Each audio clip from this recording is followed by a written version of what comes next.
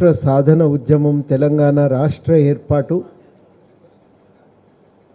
TRS ప్రభుత్వము party ప్రభుత్వాన్ని ఏర్పాటు చేయటం రెండు వేరువేరు విషయాలు. రెండింటినీ మనం కలగాపులగం చేస్తే చాలా ఇబ్బంది పడతాం. తెలంగాణ రాష్ట్ర సాధన కోసం మనమందరం పోరాటం చేసినాం. మనమందరం ఉద్యమించి ఆంధ్ర పాలకుల పెత్తనాన్ని ఎదురొడ్డి పోరాడి తెలంగాణ సాధించుకున్నాం. అనేక మంది బలిదానాల ఫలితంగా ఈ తెలంగాణ రాష్ట్రం అనేది ఏర్పడింది. తెలంగాణ రాష్ట్ర ఏర్పాటు వల్ల దారి తీసిన రెండు లక్ష్యాలు చాలా చాలా ముఖ్యమైనవి. మొదటి లక్ష్యం ఏంటిది? ఆంధ్ర పెత్తనం పోవాలి. అది మన అందరికీ ఆ రోజుల్లో ఉన్న ఒక ముఖ్యమైన డిమాండు, ముఖ్యమైన లక్ష్యం. ఎందుకు పోవాలనుకున్నాం ఈ పెత్తనం అంటే, మన వనరులన్నీ వాళ్ళే కొల్లగొడుతున్నారు, వాళ్ళు పోతే మన వనరులు మనకు దక్కుతాయి అనేది మనకున్నటువంటి లక్ష్యం. లక్ష్య సాధన మేరకి వాళ్ళని ఇక్కడి నుంచి అయితే మనము అధికారంలోంచి కూలదోసినాం, తెలంగాణ స్థాపించుకున్నాం. అనివార్యంగా ఇవాళ తెలంగాణకు తెలంగాణ నదీ జలాలు దక్కుతున్నాయి. మనం ఎవరు కాగితం ప్రకారం విభజన జరగంగానే ఆటోమేటిక్గా మన వాటా అనేది మనకు దక్కుతుంది. దాంట్లో అనుమానం ఏమీ అవసరం లేదు. రెండవది, ఖచ్చితంగా తెలంగాణలో ప్రజలు కట్టేటువంటి శిస్తు తెలంగాణకి దక్కుతుంది. తెలంగాణలో ఉన్న సర్వవనరులపైన తెలంగాణ ప్రజలకు ఒక అధికారం సంక్రమిస్తుంది. ఇది మనకున్న మొదటి లక్ష్యం. మన రెండవ లక్ష్యం ఏమిటంటే, మన అస్తిత్వాన్ని మనం నిలబెట్టుకోవటం. ఖచ్చితంగా తెలంగాణ సమాజం తన అస్తిత్వాన్ని తాను నిలబెట్టుకోవటానికి ఒక ప్రయత్నం చేసింది. అస్తిత్వం అంటే మన జీవితాన్ని ప్రకటించుకోవటం. మనకున్నటువంటి కేవలం సాంస్కృతిక అంశాలే కాదు, రాజకీయ సామాజిక రంగాల్లో మనకు నచ్చిన విధంగా మన జీవితాన్ని మనం కొనసాగించేటువంటి ఒక అవకాశాన్ని సాధించుకోవటం. ఉమ్మడి రాష్ట్రంలో మనకు అవకాశం లేదు. మనపై పెత్తనం ఉంది, దౌర్జన్యం ఉంది. మనకెంత నచ్చినా మన భాషలో మనం రాయలేకపోవటం, మాట్లాడలేకపోవటం, పండుగలు జరుపుకోలేకపోవటం, మన అస్తిత్వాన్ని మనం ప్రకటించుకునే సౌకర్యం లేదు. ఈ అస్తిత్వాన్ని ప్రకటించుకోగలిగితే తెలంగాణ తన భవిష్యత్తుకు తాను దారి వెతుక్కోగలుగుతుంది. అది లేకపోతే కష్టం. నా వ్యవసాయం ఇట్లా ఉంటుంది తెలిసినప్పుడు నీ తెలంగాణ వ్యవసాయ విధానం అనేది రూపకల్పన జరుగుతుంది. నా ప్రజల జీవన పరిస్థితులు ఇవి తెలిసినప్పుడు భోజనం చేకూరింది లేనే లేదు. ఇవాళ మనం ఏం కోరుతున్నామంటే, ప్రత్యేక రాష్ట్రం అంటూ ఏర్పడితే ఈ అభివృద్ధి క్రమం మారాలి. మళ్ళా హైదరాబాదేనా? అన్ని జిల్లాలు డెవలప్ కావాలి కదా. అది మనం మొట్టమొదట కోరుకుంటున్నాం. రెండవది ఏం కోరుకుంటున్నాం? మళ్ళీ ఈ రియల్ ఎస్టేట్ డీలర్లు కార్పొరేట్ శక్తులేనా? కాదు కదా. తెలంగాణలో ఉన్న 50 మంది ప్రజలు దీనివల్ల లాభపడాలి.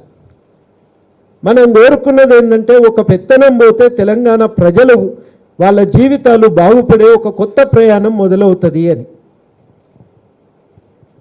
ఇవాళ మనం మూల్యాంకనం చేసేది కేవలం ఈ ఒక్క దృక్పథం నుంచి. అది అవుతుందా లేదా? మళ్ళా నువ్వు హైదరాబాద్కే పెత్తనం వేస్తే మేము మాత్రం దాన్ని ఆమోదించే ప్రసక్తే లేదు. రెండు, మళ్ళీ ఈ రియల్ ఎస్టేట్ డీలర్లు కార్పొరేట్ శక్తులేనా? ఆంధ్ర కాంట్రాక్టర్లేనా? తెలంగాణ ప్రజల బతుకుదెరు అవకాశాలు ఎట్లా బాగుపడతాయి అన్నదే ఇవాళ చాలా ప్రధానమైన ప్రశ్న. అందుకనే మనం సూటిగా ఏమడుగుతున్నామంటే, అత్యధిక శాతం ప్రజలు ఇవాళ వ్యవసాయం మీద, వృత్తుల మీద, గృహ పరిశ్రమల మీద, సూక్ష్మ పరిశ్రమల మీద, చిన్న పరిశ్రమల మీద ఆధారపడి బతుకుతున్నారు.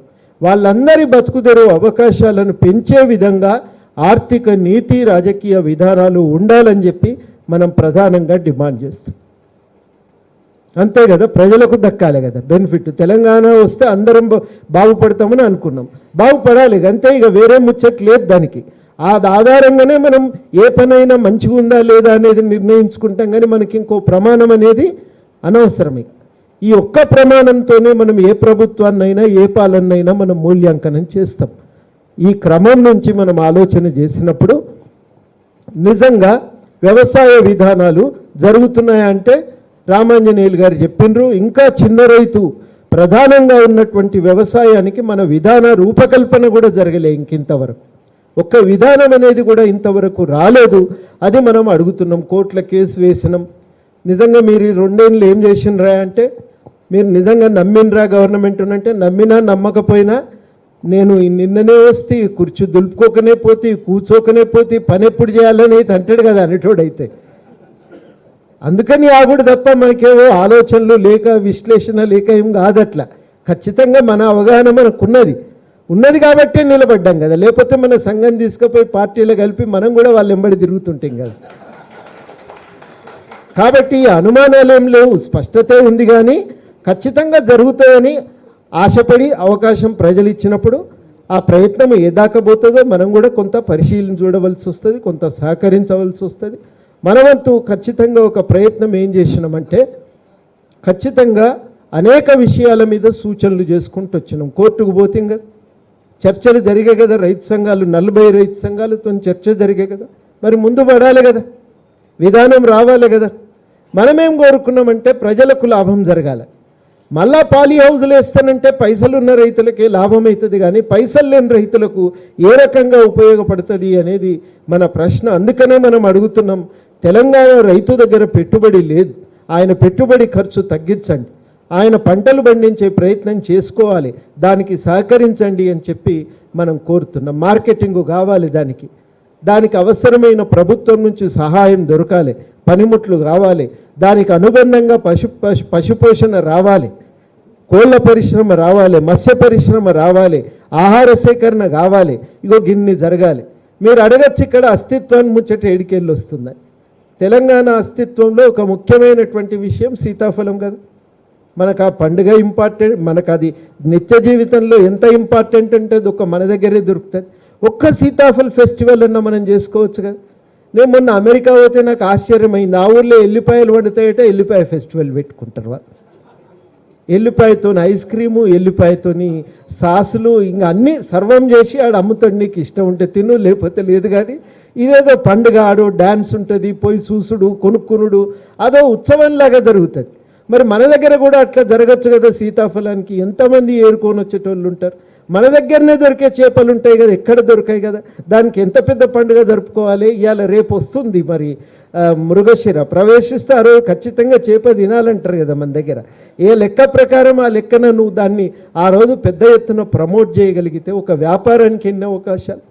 అంటే ఇవన్నింటినీ ఆలోచన చేసి ఒక విధానం రావాలి, ఒక వృత్తిలో పరిరక్షణ జరగాలి. తెలంగాణ ఒక కళ్ళు గీసేటువంటి కార్మికుడు ఉంటాడు, అంత పొడుగు చెట్టు ఎందుకు వాకాలనండి? కొబ్బరి చెట్టు ఏమో పైకి వెళ్ళి కిందికి అవుతుంది, చేత్తో దింపుకునేటట్టు ఉంటుంది. మరి ఎందుకు తాడి చెట్టు ఎందుకు దిగదట్లా? పరిశోధన జరగాలి కదా, కిందికి రావాలి కదా, కనీసం నిచ్చెనేసుకొని కళ్ళు గీసే పరిస్థితి రావాలి కదా. నిన్న మనం చూసినాం, గాలి దుమారం వీస్తే పాపం ఆయన పైన పోయి ఉండే, ఆ గాలికి తట్టుకోలేక కింద పడి మరణించింది. ఇవాళ మన దగ్గర ఒక విచిత్రమైన పరిస్థితి ఏంటంటే తాడి చెట్టు ఏ డిపార్ట్మెంట్ అనేది ఇంతవరకు తేలలేదు. హార్టికల్చర్ వాళ్ళ దగ్గరికి పోతే ఏమంటారంటే ఇది ఎక్సైజ్ డిపార్ట్మెంట్ అంటారు. ఎక్సైజ్ డిపార్ట్మెంట్ వాళ్ళు ఏమంటారంటే మా దగ్గర ఆబ్కారీ వసూలు చేసుకునే కానీ చెట్టు, మొగి, పొరుగు ఇవన్నీ నన్ను అడగకసారని వాళ్ళు అంటుంటారు. అంటే ఇంతవరకు దాని మీద పరిశోధన మన దగ్గర హార్టికల్చర్ యూనివర్సిటీ ఇంకా మొదలు కూడా కాలేదు. ఇవన్నీ కూడా సీరియస్గా చేయవలసిన విషయాలు.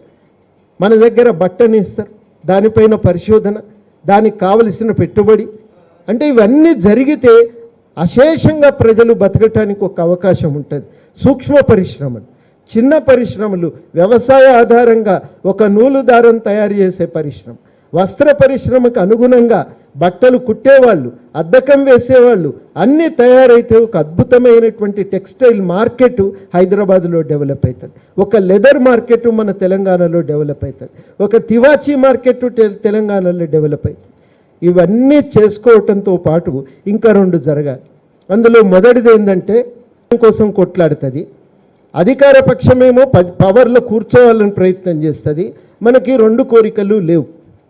మనమేం చేస్తున్నాము? వీళ్ళతో లేము, వాళ్ళతో లేము, మనం ప్రజలతో ఉన్నాం. ఏమని కోరుకుంటున్నాం?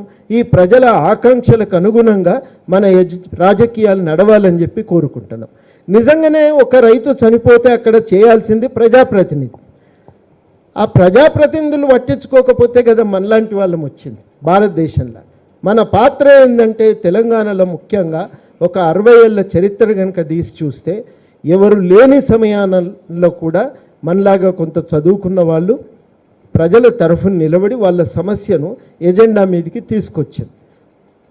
అఘోర్నాథ్ చట్టోపాధ్యాయ చందా రైలు ఉద్యమం చేసిండు. అది గవర్నమెంట్ నిర్మాణం చేయాలి, బ్రిటిష్ కాంట్రాక్టర్లకు ఇవ్వద్దని. అట్లా ఎన్ని ఉద్యమాలు జరిగినాయి తెలంగాణలో. ఎక్కడ ఏ రాజకీయ పక్షం అనేది లేదు. ఆంధ్ర మహాసభ, జనసభ, ముల్కీ ఉద్యమము, 53లో విలీనానికి వ్యతిరేకంగా ఉద్యమము, 69 ఉద్యమం, మలిదశ ఉద్యమం, ప్రతి దశలో కూడా ఒక కీలకమైనటువంటి పాత్ర ఈ సంఘాలు పోషిస్తూ వచ్చినాయి. ఇవాళ ఒక విశ్వాసంతో మనం పోవాలి. జనం మనల్ని నమ్మినరా లేదా? వీళ్ళకైతే రాజకీయాలు లేవాయా, వీళ్ళు నలుగురి కోసం నిలబెట్టోళ్ళని చెప్పి మనం ఏదైనా చెప్తే కొంత సీరియస్గానే తీసుకున్నారు. అంటే మన ఒక్కరితోనే అయిందని నేను అంటలేను. ప్రొఫెసర్ జయశంకర్ గారు చెప్పినట్టు రాజకీయ ప్రక్రియను నడిపించేటువంటి వాళ్ళు కూడా ఎప్పుడూ ఉంటారు, అది కూడా కీలకమే, కాదని అంటలేం. కానీ చాలా ముఖ్యమైన విషయం ఏంటంటే ఎజెండాలో వీటిని తేవటంలో మనకు ఒక పాత్ర అనేది చాలా కీలకమైనటువంటి పాత్ర మనం పోషించగలిగినాం. ఈ ప్రజల సంక్షేమమే ఎజెండాగా ఉండాలని చెప్పి మనం కోరుతూ ఉన్నాం. మళ్ళీ అక్కడ పోయి ఇక్కడ పోయి ఈ ఇసుక కాంట్రాక్ట్ దక్కించుకుందునా, ఆడ ల్యాండ్ సెటిల్మెంట్లు చేతున్నా, లేకపోయినట్టు అయ్యేది ఉంటే ఏడన్నా కాంట్రాక్ట్ దక్కించుకుందునా, ఇవి రాజకీయాల్లో కేంద్ర బిందువు కావద్దు. రాజకీయాల్లో ఏవి కేంద్ర బిందువులు కావాలి? ప్రజల బతుకుదరు అవకాశాలు ఎట్లా పెంచగలం అనేదే కేంద్ర బిందువు కావాలి. దానికి సంబంధించిన చర్చ ఉండాలి, తపన ఉండాలి. అది ఎప్పుడు సాధ్యమవుతుందంటే ప్రజలు సంఘటితంగా నిలబడ్డప్పుడు, ఎజెండా మీద మనం ఈ అంశాలను పెట్టగలిగినప్పుడు అది సాధ్యమవుతుంది. అందుకని మనం ఏం చేస్తామంటే ఇగో ఇట్లాంటి పుస్తకం తెస్తాం. ఆయా రంగాలలో విధానాలు ఏమున్నాయి, ఎట్లా ఉంటే బాగుంటుంది ప్రజలకు చెప్తాం, నచ్చజెప్తాం. ఒకవేళ సరిగ్గా లేకపోతే ప్రజలు ఇట్లా కాదు ఇట్లా రావాలి అంటారు, మనం మార్చుకుంటాం. ఆ పద్ధతిలో వాటిని విస్తృతంగా ప్రజల దగ్గరికి తీసుకుపోతున్నాం. ఇప్పుడు మూల్యాంకనం ఎందుకు చేస్తున్నామంటే 2 ఏళ్ళు గడిచింది, కొంత సమయం అయింది. మనం ఈ సమయంలో మనం అనేక రూపాల్లో మనం విజ్ఞాపన పత్రాలు, మన సూచనలు మనం చేరవేసినాం. ఇవాళ మనం ఏమడుగుతున్నామంటే ఈ విషయంలో మేము ఆశించిన విధంగా బతుకుదరు అవకాశాలు మాత్రం కల్పించలేకపోతున్నారు. ఖచ్చితంగా దానిపైన దృష్టి పెట్టవలసిన అవసరం ఉంది. ఒక వ్యవసాయ విధానం, వృత్తుల పరిరక్షణకు, పురోభివృద్ధికి ఒక విధానం, ఇవన్నీ కూడా రావాల్సిన అవసరం ఉంది. వెరసి మొత్తం మనం కోరుకునేది ఏంటంటే ప్రజలు సుఖంగా, ధైర్యంగా, ఆత్మగౌరవంతో జీవించగల పరిస్థితులు తెలంగాణలో రావాలి. ఎవరు చనిపోయి ఆత్మహత్య చేసుకునే పరిస్థితి ఉండకూడదు. ఎవరు కూడా పిల్లలు కరువు కారణంగా, తండ్రి ఫీజు కట్టలేని కారణంగా పిల్లలు స్కూలు వదిలేసేటువంటి పరిస్థితి ఉండకూడదు. ఎవరికి కూడా మరి ఖచ్చితంగా చదువు కోసం బోలెడంత ఖర్చు పెట్టుకోవాల్సినటువంటి పరిస్థితి రాకూడదు. వైద్యానికి కోట్లాది రూపాయలు ఖర్చు పెట్టుకోవాల్సినటువంటి పరిస్థితి తెలంగాణలో ఉండకూడదు.